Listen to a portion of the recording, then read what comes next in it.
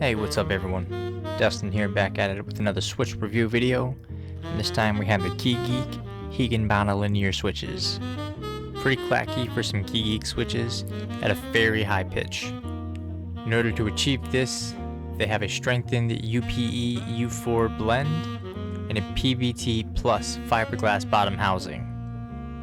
What also piqued my interests was that these are Keygeek's newest top housing molds, aiming to eliminate any sticky feeling at the start of the key press, which I will say results in a much smoother downstroke versus other Keygeek switches I've tested before. Breaking things down, we got 10 switches in a pack, costing $3.50, equating to 35 cents a switch.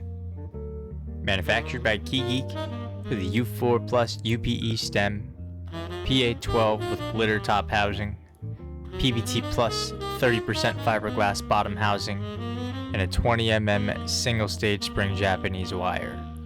Operating force at 45 grams and a bottom out force of 52 grams. The pre-travel of 1.8mm and a total travel of 3.8mm. Coming factory lubed, saving all the time and efforts. As always, we'll go ahead and crack these switches open and take a deeper dive at each part individually.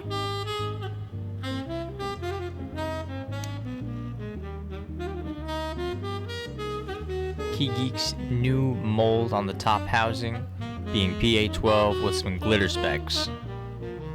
U4 plus UPE stems, factory lubed. 20mm single stage spring Japanese wire. And a PBT plus 30% fiberglass bottom housing. Getting a closer look, you can really see the glitter sparkle on these switches. Reminiscent to unikeys Astro linear switches, which has the same sparkle look to it on the top housing. 5-pin PCB mount switch. Let's go ahead and take a listen.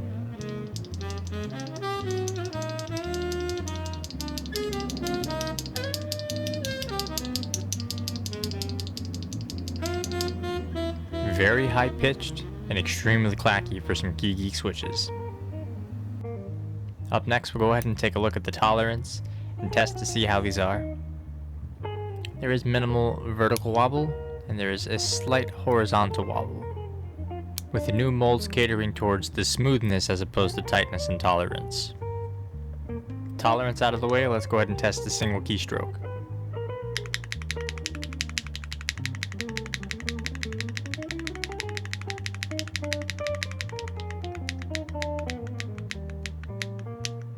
We are using carbon fiber plate, but these Higanbanas are pretty clacky. With more and more Keygeek switches coming out, I got a lineup for comparisons being the Higanbanas, the Pumpkins, the Cyans, the Unis, the Purple Dawns, and the Y1s, all linear switches.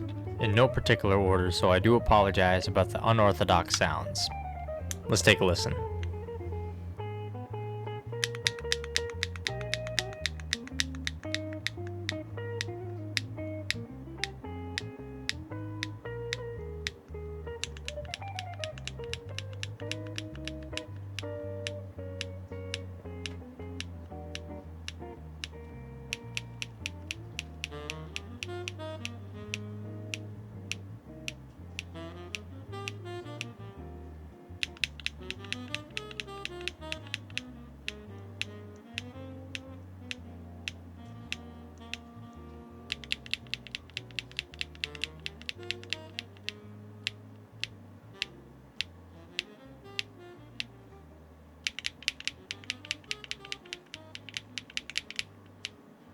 And with the comparison coming to conclusion, we're tossing them in the Neo 65 with no foams and a carbon fiber plate.